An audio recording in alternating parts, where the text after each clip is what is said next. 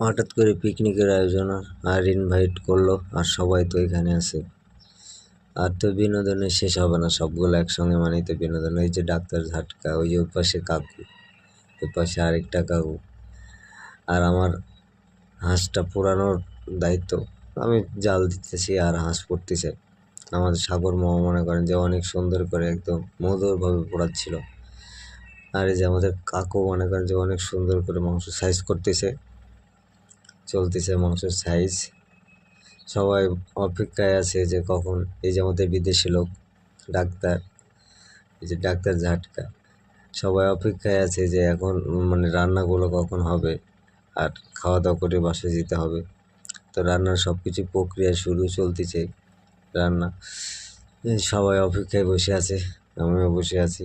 অবশেষে রান্নাও মনে করেন যে শেষ, একদম মাখো মাখো পাক, ঘনা পাক, কালো ঘনা পাক হয়ে গেছে। অবশেষে আমাদের এতক্ষণের পরিশ্রম করাটা সব